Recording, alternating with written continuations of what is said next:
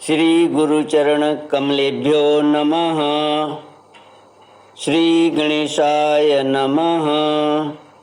श्री सरस्वत्यै नमः। श्री विष्णवे नमः।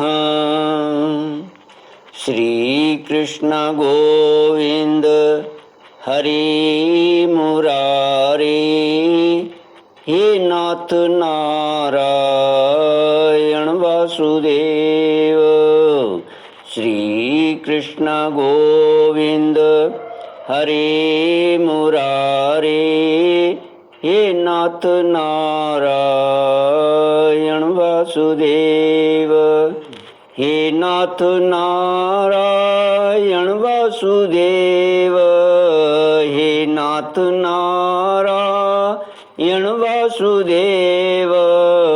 श्री कृष्ण गोविंद हरे मुरारे हे नाथ नारायण वासुदेव।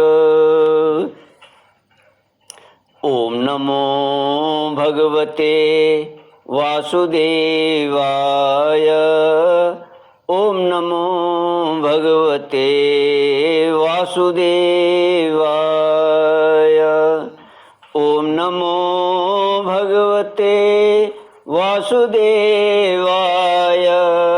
ओम नमो भगवते वासुदेवाय। ओम नमो भगवते वासुदेवाय। कृष्णाय वासुदेवाय हरये परमात्मने प्रणतक्लेशनाशाय गोविन्दाय नमो नमः। कृष्णाय वासुदेवाय हरये परमात्मने प्रणतक्लेशनाशाय गोविन्दाय नमो नमः। सच्चिदानन्दरूपाय विश्वोत्पत्त्यादिहेतुवे तापत्रयविनाशाय श्रीकृष्णाय वयं नमः। सच्चित आनंद स्वरूप परमात्मा जो सृष्टि के उत्पत्ति पालन और संहार करता है तथा जीवों के आध्यात्मिक आदि दैविक आदि भौतिक तापों को नष्ट करने वाले हैं, अर्थात जीवों के मानसिक शारीरिक और भौतिक दुखों को दूर करने वाले हैं, उन श्री कृष्ण भगवान को हम नमस्कार करते हैं। श्री कृष्ण गोविंद हरे मुरारे हे नाथ नारायण वासुदेव। श्रीमद् भागवत चतुर्थ स्कंद विंशोऽध्याय श्लोक 23 से। पृथोरुवाच वरान् विभो त्वद्वरदेश्वरात् बुद्ध कथं वृणीते गुणविक्रियात्मनाम। ये नारकाणामपि सन्ति देहिनां तानीषु कैवल्यपते वृणेन च। श्रीमद् भागवत चौथा स्कंद 20वां अध्याय श्लोक 23 से। महाराज पृथु नेत्रों के आंसू पोंछकर अतृप्त दृष्टि से भगवान की ओर देखते हुए इस प्रकार कहने लगे। महाराज पृथु बोले, मोक्षपति प्रभो, आप वर देने वाले ब्रह्मादि देवताओं को भी वर देने में समर्थ हैं। कोई भी बुद्धिमान पुरुष आपसे देहाभिमानियों के भोगने योग्य विषयों को कैसे मांग सकता है? वे तो नारकी जीवों को भी मिलते ही रहते हैं। अतः मैं इन तुच्छ विषयों को आपसे नहीं मांगता। मुझे तो उस मोक्ष पद की भी इच्छा नहीं है जिसमें महापुरुषों के हृदय से उनके मुख द्वारा निकला हुआ आपके चरण कमलों का मकरंद नहीं है, जहाँ आपकी कीर्ति कथा सुनने का सुख नहीं मिलता। इसलिए मेरी तो यही प्रार्थना है कि आप मुझे 10,000 कान दे दीजिए, जिनसे मैं आपके लीला गुणों को सुनता ही रहूं। पुण्य कीर्ति प्रभु, आपके चरण कमल मकरंद रूपी अमृत कणों को लेकर महापुरुषों के मुख से जो वायु निकलती है, उसी में इतनी शक्ति होती है कि वह तत्व को भूले हुए हम योगियों को पुनः तत्व ज्ञान करा देती है। अतएव हमें दूसरे वरों की कोई आवश्यकता नहीं है। उत्तम कीर्ति वाले प्रभु, सत्संग में आपके मंगलमय सुयश को दैववश एक बार भी सुन लेने पर कोई पशु बुद्धि पुरुष भले ही तृप्त हो जाए, गुणग्राही उसे कैसे छोड़ सकता है? सब प्रकार के पुरुषार्थों की सिद्धि के लिए स्वयं लक्ष्मी जी भी आपके सुयश को सुनना चाहते हैं।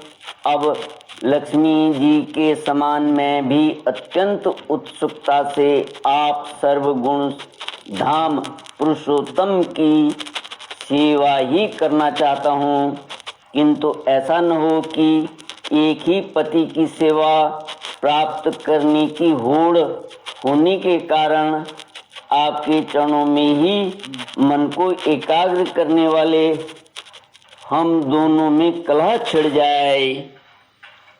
जगदीश्वर, जगत जननी लक्ष्मी जी के हृदय में मेरे प्रति विरोध भाव होने की संभावना तो है ही, क्योंकि जिस आपके सेवा कार्य में उनका अनुराग है उसी के लिए मैं भी लालायित हूँ।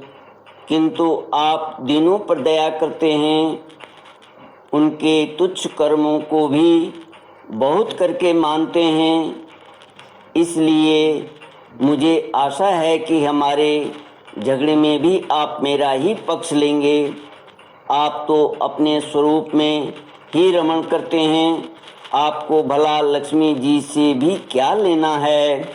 इसी से निष्काम महात्मा ज्ञान हो जाने के बाद भी आपका भजन करते हैं।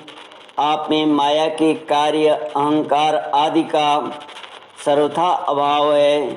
भगवान, मुझे तो आपके चरण कमलों का निरंतर चिंतन करने के सिवा सत्पुरुषों का कोई और प्रयोजन ही नहीं जान पड़ता। मैं भी बिना किसी इच्छा के आपका भजन करता हूँ। आपने जो मुझसे कहा कि वर मांग, सो आपकी इस वाणी को तो मैं संसार को मोह में डालने वाला ही मानता हूँ। यही क्या आपकी वेद रूपा वाणी ने भी तो जगत को बांध रखा है। यदि उस वेद वाणी रूप रस्सी से लोग बंधे न होते तो वे मोहवश सकाम कर्म क्यों करते? प्रभु, आपकी माया से ही मनुष्य अपने वास्तविक स्वरूप आपसे विमुख होकर अज्ञानवश अन्य स्त्री पुत्र आदि की इच्छा करता है। फिर भी जिस प्रकार पिता पुत्र की प्रार्थना की अपेक्षा न रखकर अपने आप ही पुत्र का कल्याण करता है, उसी प्रकार आप भी हमारी इच्छा की अपेक्षा न करके हमारे हित के लिए स्वयं ही प्रयत्न करें। श्री कृष्ण गोविंद हरे मुरारे, हे नाथ नारायण वासुदेव। वासुदेव।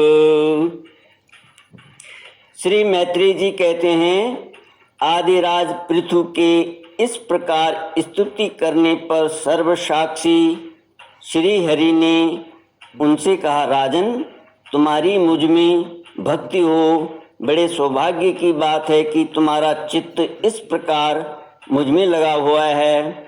ऐसा होने पर तो पुरुष सहज में ही मेरी उस माया को पार कर लेता है, जिसको छोड़ना या जिसके बंधन से छूटना अत्यंत कठिन है। अब तुम सावधानी से मेरी आज्ञा का पालन करते रहो। प्रजापालक नरेश, जो पुरुष मेरी आज्ञा का पालन करता है उसका सर्वत्र मंगल होता है। श्री मैत्री जी कहते हैं, विदुर जी, इस प्रकार भगवान ने राजऋषि पृथु के सार गर्भित वचनों का आदर किया। फिर पृथु ने उनकी पूजा की और प्रभु उन पर सब कुछ कृपा कर वहाँ से चलने को तैयार हुए।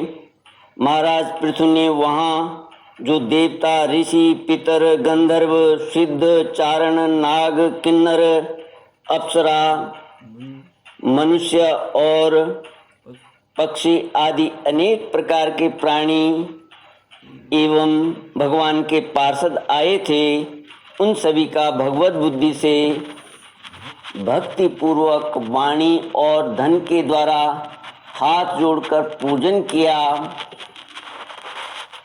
इसके बाद वे सब अपने अपने स्थानों को चले गए। भगवान अच्युत भी राजा पृथु एवं उनके पुरोहितों का चित्त चुराते हुए अपने धाम को सिधारे। तदनंतर अपना स्वरूप दिखाकर अंतर्धान हुए। अव्यक्त स्वरूप देवाधिदेव भगवान को नमस्कार करके राजा पृथु भी अपनी राजधानी में चले आए। श्री कृष्ण गोविंद हरे मुरारे, हे नाथ नारायण वासुदेव। इति श्रीमद्भागवते महापुराणे पारमहंस्यां संहितायां चतुर्थस्कन्धे विंशोऽध्यायः। ओम पूर्णमद पूर्णमिदं पूर्णात् पूर्णमुदच्यते पूर्णस्य पूर्णमादाय पूर्णमेवावशिष्यते। ओम शांति शांति शांति। हरि ओम श्री गुरुभ्यो नमः। हरि ओम।